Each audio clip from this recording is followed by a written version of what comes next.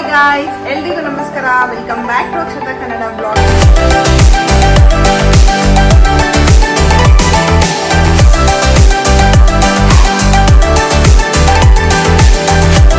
ಯಾರೆಲ್ಲ ನನ್ನ ಚಾನಲ್ನ ಇನ್ನ ಸಬ್ಸ್ಕ್ರೈಬ್ ಮಾಡಿರೋ ವಿಡಿಯೋಸ್ನ ನೋಡ್ತಾ ಇದ್ರೆ ಪ್ಲೀಸ್ ನನ್ನ ಚಾನಲ್ನ ಸಬ್ಸ್ಕ್ರೈಬ್ ಮಾಡಿ ವಿಡಿಯೋಸ್ನ ನೋಡಿ. ಹಾಗೂ ಪಕ್ಕದಲ್ಲಿರೋ ಬೆಲ್ ಐಕನ್ನ ಪ್ರೆಸ್ ಮಾಡಿದ್ರೆ ನಾನು ಅಪ್ಲೋಡ್ ಮಾಡಿರೋ ವಿಡಿಯೋ ನೋಟಿಫಿಕೇಶನ್ ಮೊದಲು ನಿಮಗೆ ತಲುಪುತ್ತೆ.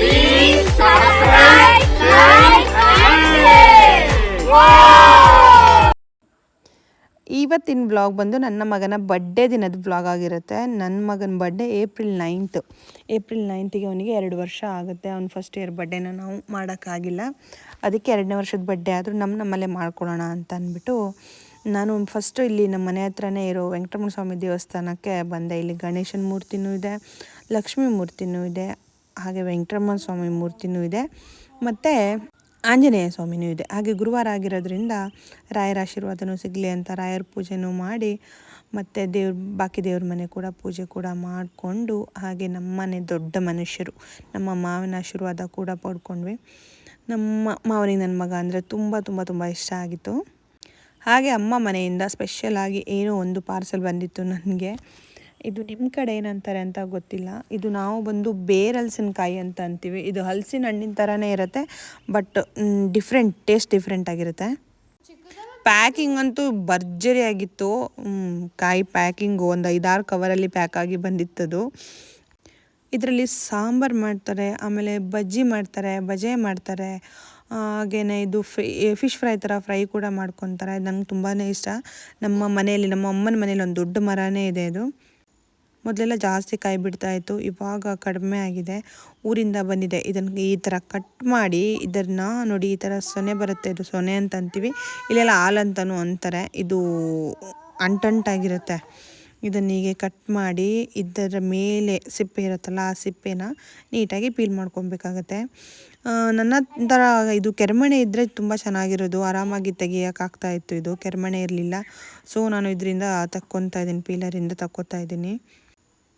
ಕಷ್ಟ ಆಯಿತು. ಅದು ಕೆರೆಮಣೆ ಇದ್ರೂ ತುಂಬ ಈಸಿಯಾಗಿ ಹೋಗಿರೋದು. ನೋಡಿ, ಈ ಥರ ಕಟ್ ಮಾಡಿಬೇಕು. ಮಿಡ್ಲಲ್ಲಿರೋದನ್ನು ತೆಗೆದು ಸ್ಲೈಸ್ ಥರ ಮಾಡಿಕೊಂಡು ಫಿಶ್ ಫ್ರೈ ಥರ ಸೇಮ್ ಮಸಾಲ ಹಾಕ್ಬಿಟ್ಟು ನೋಡಿ ಈ ಥರ ಫ್ರೈ ಮಾಡ್ಕೊಂಡ್ಬಿಟ್ರೆ ತುಂಬ ಚೆನ್ನಾಗಿ ಸಾಫ್ಟಾಗಿರುತ್ತೆ.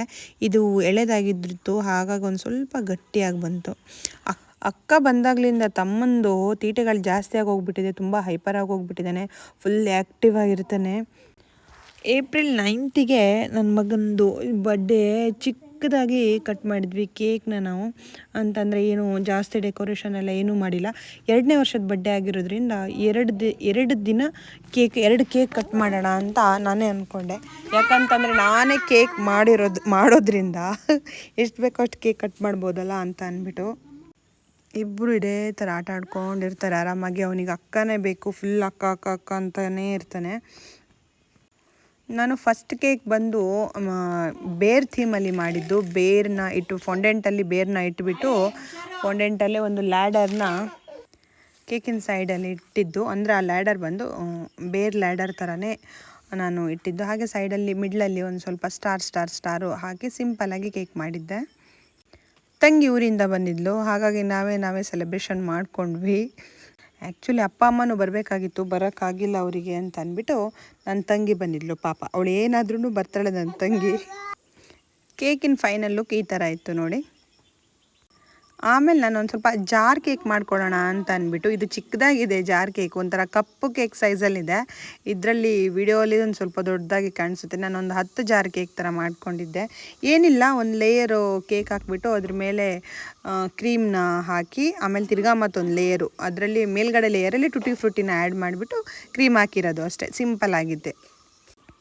ಕ್ರೀಮು ಸೇರಿಸಿ ಒಂದು 4 ಲೇಯರ್ ಆಗಿತ್ತು ಅಷ್ಟೇ. ಊಟ ಆದಮೇಲೆ ಆರಾಮಾಗಿ ತಿನ್ಕೊಳ್ಳೋಕ್ಕೆ ಚೆನ್ನಾಗಿರುತ್ತೆ ಅಂತ ಮಾಡಿದ್ದು.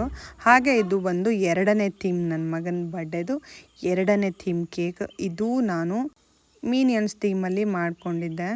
ಇದು 2 ಸ್ಟೆಪ್ ಇರುತ್ತೆ ಈ ಕೇಕು. ಟೋಟಲ್ ಇದು ಪರ್ಫೆಕ್ಟಾಗಿ 2 kg ಕರೆಕ್ಟಾಗಿ ಇತ್ತು.